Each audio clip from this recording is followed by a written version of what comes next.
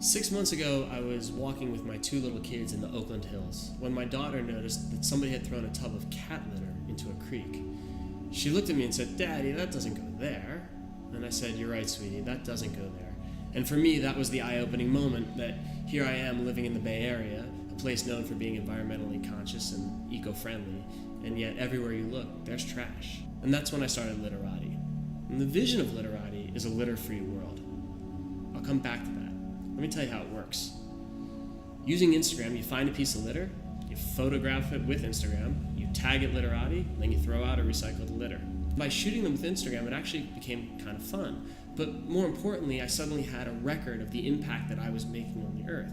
And so I built something called the digital landfill, which was simply a photo gallery that was collecting all of the photographs that people were taking, tagged Literati.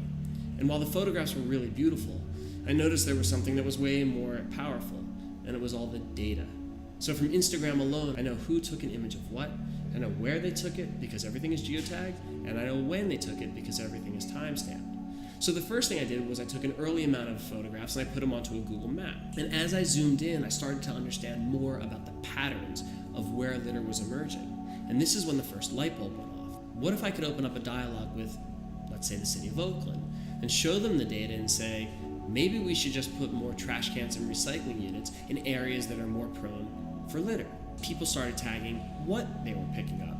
And this is when the second light bulb went off. What if I could open up a conversation with brands, for example, Starbucks, and say, listen, Starbucks, we are not suggesting that you're directly responsible for littering the earth, but your products are making their way to our playgrounds and our lakes and our streams, so let's find a way to work together because it's obviously not good for the planet. And from a marketing perspective, it's not good for your brand that when I'm walking with my 2 kids in the Oakland Hills, we come across your trampled logo in the mud.